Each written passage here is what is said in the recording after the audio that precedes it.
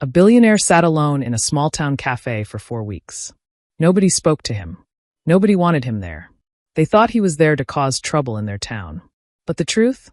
He was searching for the last place his son smiled before he died. And when one waitress finally said 2 words in his language, this powerful man broke down and cried. What happened next didn't just change his life. It changed an entire community. Stay with me, because this story will remind you why kindness is the most powerful language we speak. Welcome to Voice of Granny. While you are here, please hit the subscribe button and comment your view on the story and where you're watching from. Have you ever felt invisible in a room full of people? That's exactly how it was for William Zhang every single morning at Rosie's Cafe. Picture this, a small breakfast spot in Cedar Falls, Montana. The kind of place where everybody knows everybody. Red leather booths that have seen better days. Coffee that's been brewing since 5 in the morning. The smell of bacon and fresh pancakes filling the air. And in the corner booth, sitting perfectly still, was a man who didn't belong. William Zhang. Back in Beijing, he was one of the most powerful real estate developers in Asia. His company built skyscrapers that touched the clouds. Shopping centers that stretched for city blocks. Luxury hotels where presidents and celebrities stayed. He was the kind of man who could make a single phone call and change the skyline of an entire city. But here in Cedar Falls, Montana, he was just the foreign guy in the expensive suit that nobody wanted to talk to. For 4 weeks straight, William had been coming to Rosie's Cafe. Same time every morning. 7 o'clock sharp. Same order every time. Black coffee, no sugar. Same generous tip left on the table. $20 for a $3 cup of coffee. And yet nobody really saw him. Oh, they noticed him, sure. How could they not? A Chinese man in a $1,000 suit sitting in a cafe where most folks wore jeans and work boots. The whispers started the moment he walked in. The sideways glances. The conversations that stopped when he got too close. What's he doing here? They'd mutter to each other. Probably checking out the town to buy up all our buildings. These big city developers, they come in and ruin everything. William understood more English than people thought. He caught every word. Every assumption, every moment of judgment.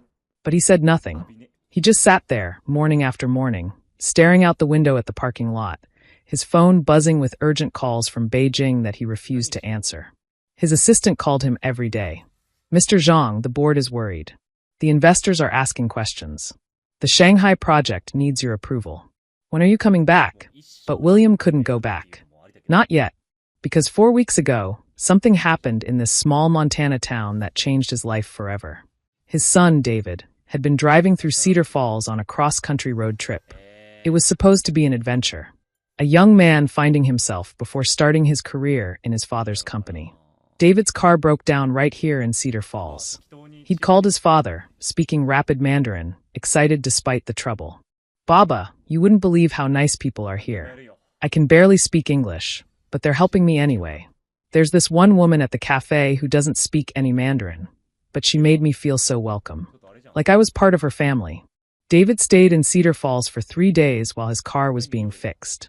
3 days that would be the last happy moments of his life. On his way out of town, just 30 miles down the highway, a drunk driver crossed the center line. David died instantly.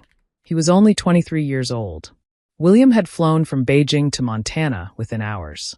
But instead of handling everything quickly and flying home like everyone expected, he did something nobody understood. He checked into the local inn, and he started coming to Rosie's Cafe every single morning. He was searching for something. He couldn't explain it to his assistant. Couldn't explain it to his wife back in Beijing who begged him to come home. Couldn't even explain it to himself. But he knew he had to be here. In this place where his son had felt welcomed. Where David had found kindness in his final days. The waitresses at Rosie's rotated shifts. There was Betty, a grandmother with tired eyes who moved slowly, but always had a kind word for everyone. Then there was Jennifer, younger and efficient, but clearly uncomfortable around William. She'd set down his coffee without making eye contact, then hurry away like she was afraid he might try to talk to her. The morning regulars had their rhythm. Construction workers grabbing breakfast before heading to job sites. Elderly couples who'd been coming here for 30 years. Truck drivers stopping for fuel and coffee. Everyone belonged except William. He tried a few times to start conversations. Asked about the weather. Commented on how good the coffee smelled. But conversations died before they started. People would give him polite one-word answers, then turn back to their friends. The message was clear: you're not one of us. William's phone rang again. His business partner from Shanghai. William, we're losing contracts because you're not here. Clients don't understand why you've abandoned everything. But how could he explain? How could he tell them that his empire of glass and steel meant nothing now? That all his success, all his power, all his money couldn't buy back a single moment with his son? That he was sitting in a small-town cafe in Montana because somewhere in these worn booths and chipped coffee cups, his son had felt something that William had forgotten existed? David had always been different. Sensitive where William was tough. Artistic where William was practical. David had wanted to study music, but William had pushed him toward business. The company will be yours someday, William had said. Music is a hobby, not a future. Now David would never have a future at all. And William would give everything he owned just to hear his son play piano one more time. The coffee grew cold in William's hands as he watched the morning shift change at Rosie's. A new waitress came out from the kitchen. She was young, maybe late 20s, with warm brown skin and hair pulled back in a neat ponytail. She glanced toward his corner booth, and something in her eyes seemed different from the others. William felt a flutter of something he couldn't name. Not hope exactly, but something close to it. Her name was Jasmine Brooks, and she had learned to see what others missed. Jasmine had been working at Rosie's cafe for 7 years. She'd started here right after college, thinking it would just be temporary while she figured out her next move. But then her grandfather got sick, and temporary became permanent. Someone had to take care of him. Someone had to make sure he took his medication and got to his doctor's appointments and didn't spend all day alone in that big empty house. So Jasmine stayed in Cedar Falls, and she worked at Rosie's, and she watched her brilliant future get smaller and smaller until it fit inside the four walls of a small-town cafe. But here's the thing about Jasmine. She'd always been fascinated by languages. In college, while everyone else was taking Spanish or French, Jasmine had chosen Mandarin. Her friends thought she was crazy. Why would you learn Chinese? When are you ever going to use that in Montana? But Jasmine's professor, Dr. Lin, had become like family to her. An elderly woman from Taiwan who taught Jasmine not just words and grammar, but the beauty of connecting with people across cultures. Language is a bridge, Dr. Lin always said. It connects hearts, not just minds. 3 months ago, Jasmine's grandfather passed away. The man who had raised her after her parents died. The man who had believed in her when nobody else did. The man who had told her that working at Rosie's cafe wasn't failure, it was love. Losing him broke something in Jasmine. But it also taught her to recognize grief in others. That's why, on her first day back at work after the funeral, she noticed the Chinese man in the corner booth. Really noticed him. Not just as another customer, but as a human being carrying something heavy. She watched him over the next few days. The way he sat so carefully, like he was afraid of taking up too much space. The way his hands wrapped around his coffee cup like he was holding onto a lifeline. The way his eyes would scan the room, searching for something he couldn't find. Jasmine had overheard the whispers from other customers. The speculation about why he was here. The assumptions about his intentions. But Jasmine recognized something in his face that the others didn't see. She saw loss. The kind of loss that makes you feel like you're drowning. The kind that makes you sit in strange places, hoping to feel close to someone you'll never see again. During her break one day, Jasmine looked up his name from the credit card receipt. William Zhang, real estate developer, billionaire. And then she found the news articles about his son's death right here in Montana. Everything clicked into place. He wasn't here to buy up the town. He wasn't here on business. He was here for the same reason Jasmine had spent weeks sitting in her grandfather's workshop after he died, surrounded by his tools and his half-finished projects. Because grief makes you search for pieces of the people you've lost. This particular morning felt different. Jasmine watched William from across the cafe. His phone kept buzzing. He kept ignoring it. His coffee sat untouched, getting colder by the minute. His shoulders were tense, like he was carrying the weight of the world. Betty was supposed to be handling his section, but she was overwhelmed with the breakfast rush. The construction workers were loud and demanding. The truckers wanted their orders to go. The elderly couples needed refills. Jasmine made a decision. She picked up a fresh pot of coffee and walked toward the corner booth. Her heart was pounding. Not from nervousness, exactly, but from the weight of what she was about to do. As she reached his table, she took a breath. And then she spoke the words she'd practiced 1,000 times in classrooms, but never thought would matter like this. Zhang Xianxing, Nin Xiang Yaxing de Cafe Ma? Mr. Zhang, would you like fresh coffee? The effect was immediate. William's head snapped up. His eyes went wide. For a moment, he just stared at her, like he couldn't believe what he'd heard. Like maybe he'd imagined it. Then his eyes filled with tears. Ni hui shua zhengwen? You speak Mandarin? His voice cracked on the words. Such a simple question, but loaded with so much emotion that Jasmine felt her own throat tighten. Yijian, she said softly. A little. Enough to say what matters. If this moment is touching your heart, I want you to know that sometimes the smallest acts of kindness create the biggest changes. Stay with me, because what happens next will show you just how powerful it is when someone truly sees you.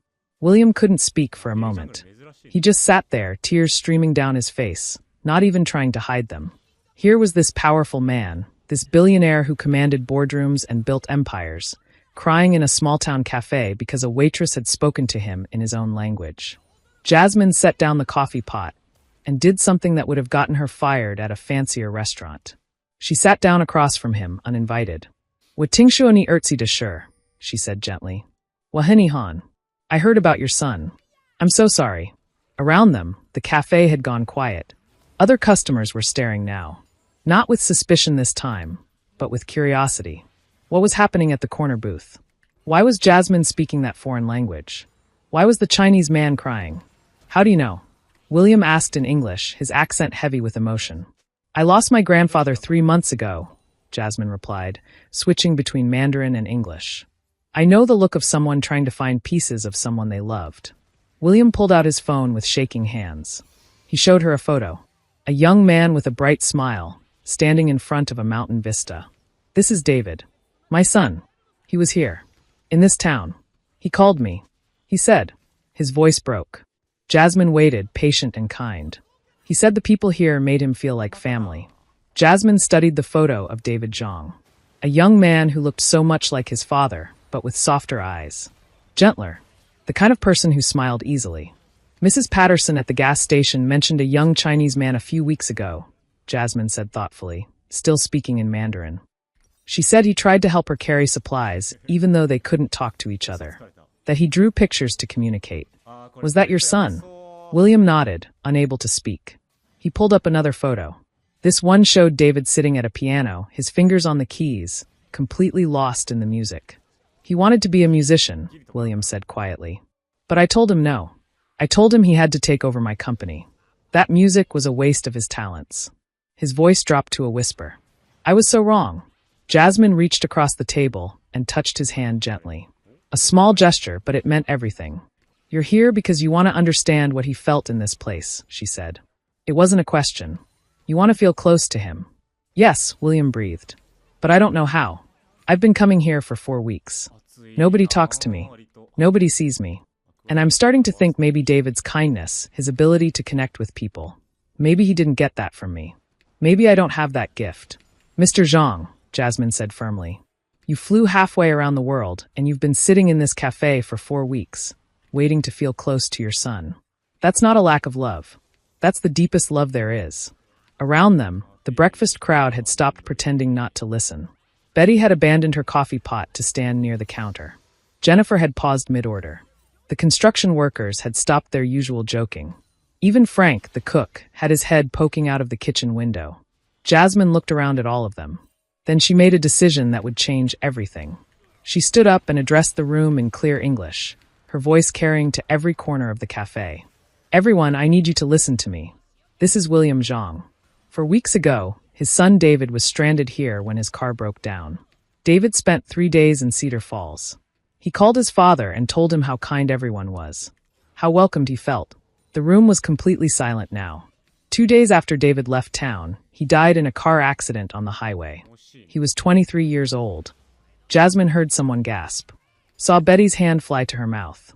"Mr. Zhang has been coming here every single morning since then," Jasmine continued. "Not to buy up our town. Not for business. But because this was the last place his son was happy. Because all of you showed kindness to his son when David was alone and scared and didn't speak the language." For a long moment, nobody moved. Then Betty set down her coffee pot and walked straight to William's booth. Tears were streaming down her weathered face. "Oh, honey," she said, her voice shaking. "You're talking about that sweet boy with the big smile. He helped me when I dropped a whole tray of dishes. Got down on the floor and helped me pick up every piece, even though I kept telling him not to worry about it." William looked up at her, his eyes desperate for every detail. "He drew me a picture," Betty continued, "of my daughter's kids from the photos I showed him on my phone. I still have it on my refrigerator." Frank came out from behind the grill, wiping his hands on his apron. The gruff cook who never talked to customers was walking toward William's table. "That kid tried to teach me to use chopsticks," Frank said, his gruff voice gentler than anyone had ever heard it. "I kept dropping the noodles, and he just laughed and laughed. Not mean you understand. Just joyful. Like he was genuinely happy to be there with me, even though I was making a fool of myself." One by one, people started coming forward, sharing their memories of David. The truck driver from the corner booth remembered how David had helped him fix a broken windshield wiper in the parking lot, even though it started raining.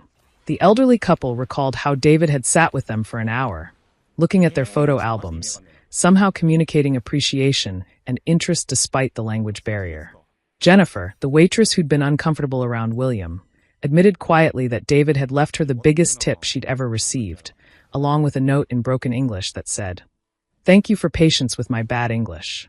You are a very kind person." Each story hit William like a wave. He'd known David was special, but hearing these strangers describe his son's kindness, his joy, his ability to connect with people, it was like getting to meet his son all over again, like seeing David through new eyes. The construction workers had been the loudest skeptics about William's presence in town. But now their foreman, a big man named Joe, came over looking sheepish. "I need to show you something," Joe said. He pulled out his wallet and carefully extracted a worn piece of paper. "Your son drew this." It was a picture of the construction crew, drawn in quick, skilled strokes. Each man was recognizable, and at the bottom, in David's handwriting, were words in both English and Mandarin. "Thank you for showing me what strong hands and kind hearts look like together." William's hands shook as he held the drawing. David had always been artistic, but William had never truly appreciated it, had seen it as a distraction from real work. "He saw the best in people," William said, his voice breaking. "He saw what I've spent my whole life too busy to notice." Jasmine squeezed his shoulder gently. "Then maybe that's what he came here to teach you. Not in some mystical way, but in a real way. He saw the kindness in this town because he was looking for it. And now you can see it too. If you're feeling the weight of this moment, I want you to stay with me. Because what happens next shows us that healing doesn't happen alone. It happens when a community decides to open their hearts." After that morning, everything changed. William stopped being the stranger in the corner. Within days, he became part of the rhythm of Rosie's cafe. Betty insisted he try the apple pie that David had loved. "Your son ate 3 pieces, she said, laughing through tears. Said it was the best thing he'd ever tasted. I told him the secret was the cinnamon, but really the secret is just making it with love." Frank started teaching William how to cook American breakfast foods. "Your boy wanted to learn how to make pancakes," Frank said gruffly. "Said he wanted to surprise his mother when he got home. So I'm going to teach you instead, and you can make them for his memory." The construction workers invited William to their morning table. They showed him pictures of their families, shared their own stories of loss, fathers who died too young, brothers lost to accidents, friends who never made it home from war. Joe, the foreman, told William about losing his teenage daughter to cancer 5 years ago.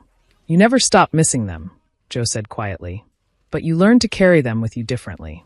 Not as weight, but as, I don't know, as light maybe, as a reason to be better." William found himself staying at the cafe longer each morning. 2 hours turned into 3. 3 turned into 4. He'd push back his calls with Beijing, ignore the urgent emails, let the business run itself for the first time in his life. And something strange happened. The grief that had been crushing him started to shift. It didn't go away, he knew it never would. But it became something he could breathe around. Jasmine became his bridge to the community. She'd translate when needed, but more than that, she helped him understand the culture. The unspoken rules of small-town life. The way people showed love through actions rather than words. In Montana, she explained one day as they sat together during her break, people don't say I love you as much as they do in other places. But they show up. They bring casseroles when someone dies. They help fix your fence without being asked. They remember your kid's name and ask how they're doing in school. David understood that, William said. He understood people in a way I never did. Maybe you do too, Jasmine said gently. You just never had a reason to slow down long enough to notice. One morning, about 2 months after that first conversation, William came into Rosie's with a proposal. He'd called a special meeting. The mayor was there, the town council, the owner of Rosie's cafe, an elderly woman named Rose who was considering retirement, and most of the morning regulars who'd become William's unexpected family. I want to buy Rosie's cafe, William announced. The room erupted in protests. People thought he was going to change it, turn it into something fancy and expensive, price out the locals. Exactly what they'd feared from the beginning. But William raised his hand for silence. I want to buy it, he continued, so that it can stay exactly what it is. A place where people matter more than profit, where a young man from Beijing can walk in and be treated like family, where a grieving father can sit alone and eventually be welcomed home. He pulled out architectural plans and spread them on the table. I want to renovate, yes. New kitchen equipment so Frank can cook without fighting with that old stove. New booths that don't hurt Betty's back. Better heating for the Montana winters. But the spirit of this place? That stays the same. Rose, the elderly owner, was crying. I've been so worried about selling. Worried some corporation would buy it and turn it into something unrecognizable. Not a corporation, William said. A family. Because that's what you all gave my son in his last days. That's what you've given me. And now I want to give something back. But that wasn't all. William had been working with Jasmine on something bigger.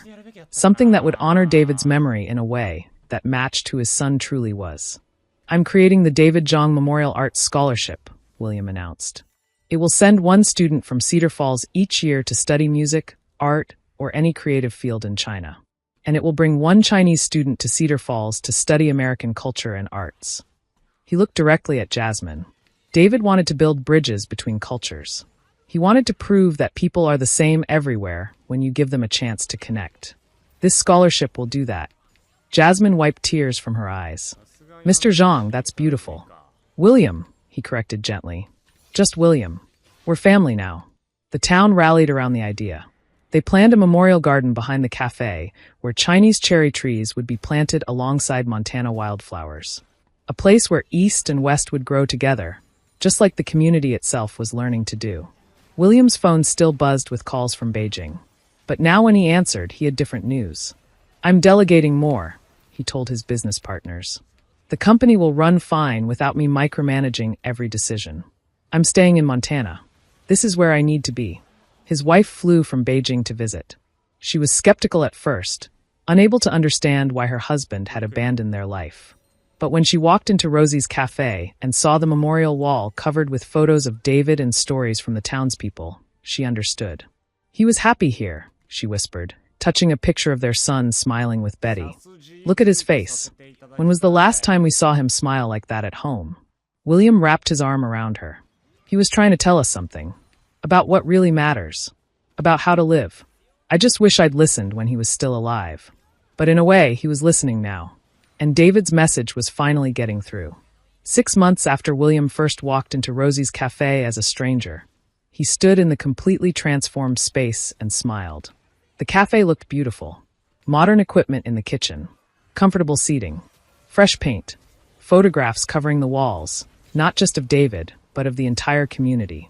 The daily life of Cedar Falls captured in hundreds of candid moments.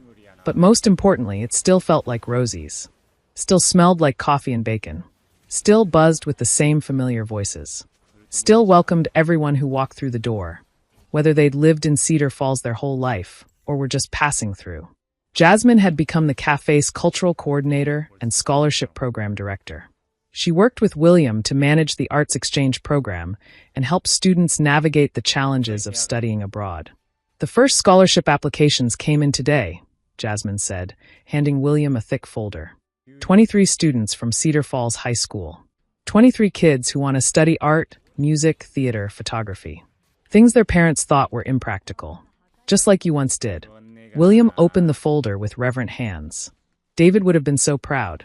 His son had dreamed of a world where people weren't limited by their circumstances. Where a kid from Montana could study music in Beijing. Where a kid from Beijing could learn American culture in a small town. Your son started something beautiful. Jasmine said softly. He planted seeds in 3 days that are now growing into something amazing. Through the window, William could see the memorial garden taking shape. The cherry trees were small now, but they'd grow. In a few years, they'd bloom every spring, pink and white flowers mixing with the Montana wildflowers. A reminder that different kinds of beauty could exist in the same space. One of the construction workers, Joe's son Caleb, approached nervously. He was 17, shy, with paint stains permanently under his fingernails. "Mr. Zhang," Caleb said, "I wanted to apply for the scholarship. I know my dad probably wants me to work construction like him, but I want to study art, and I learned some Mandarin online. Can I try?" The boy bowed slightly and spoke in careful, practiced Mandarin. "Xie ni ge wa jihue." "Thank you for giving me an opportunity." William felt his throat tighten. This was exactly what David would have wanted. "Your Mandarin is very good," William replied in the same language, then switched to English. "And your father? He's already proud of you. He told me yesterday that you're talented, that you see the world differently than he does, and that's a gift." Caleb's eyes widened with surprise and relief. That was the thing William had learned in these months in Cedar Falls. Parents and children didn't always understand each other, but love was still there, waiting to be expressed. Joe had lost his daughter, so he understood William's pain, and he'd learned not to waste time being too proud to tell his son he believed in him. The lunch rush began. William took his usual seat at the corner booth, but now it wasn't the lonely corner anymore. People stopped by constantly. Betty refilled his coffee without asking. Frank brought him a slice of pie. The construction workers waved from their table. The elderly couple asked him to settle a debate about Chinese history. William's phone buzzed. His business partner from Shanghai. But the tone of the calls had changed over the months. "William, the Montana project is approved. The investors love your vision for cultural exchange real estate. They want to build similar communities in 5 more cities." William had started a new division of his company. Instead of just building luxury apartments and shopping centers, he was creating mixed-use spaces designed to bring different cultures together. Community centers with language schools. Restaurants featuring cuisines from around the world. Affordable housing alongside market-rate units. Real estate with a heart, he called it. Building places where people could belong. "David would have loved this," he said to Jasmine during a quiet moment. "He always said I built buildings but forgot about the people who'd live in them." "You remember him every day," Jasmine observed. "Not with sadness, but with action. That's the best memorial there is." William looked around Rosie's cafe at the life happening around him. Strangers becoming friends over coffee. Children learning that the world was bigger and more welcoming than they'd imagined. Elderly people who'd lived their whole lives in Cedar Falls now learning Mandarin phrases from the kids. Kids who'd never left Montana now dreaming of walking on the Great Wall. All because his son had broken down in this town. All because David had seen the kindness in these people. All because one waitress had recognized grief in a stranger's eyes and decided to speak his language. "I used to think home was Beijing," William said softly. "The city where I was born, where I built my empire. But David taught me something. Home isn't where you're from. Home is where people remember your name, where they save you your favorite booth, where they care about your story." Jasmine smiled. "Dr. Lin used to tell me that language is a bridge. But I think connection is the bridge. Language is just one tool for building it." "Your grandfather would be proud of you," William said, "using everything he inspired in you to help others." "Our losses taught us to see each other," Jasmine replied. "That's not nothing. That's actually everything." As the afternoon sunlight streamed through the windows of Rosie's cafe, William pulled out his phone and opened his photo album. The picture of David at the piano. His beautiful, sensitive, artistic son who'd tried to tell his father what really mattered in life. "I'm listening now," William whispered. "I finally understand." And in that small-town cafe in Montana, surrounded by people who'd started as strangers and become family, a grieving father finally found what he'd been searching for. Not closure. Grief doesn't offer closure. But peace. The peace of knowing his son's kindness lived on. The peace of knowing he'd finally learned the lesson David had tried to teach him. The peace of knowing that home isn't a place on a map. Home is anywhere people choose to love you. Thank you for staying with me through this journey. If this story touched your heart, I hope you'll remember that we all have the power to welcome the stranger, to speak someone's language, whether that's actual words or just the language of kindness, and to turn grief into something beautiful. Because that's what makes us human. That's what makes us family.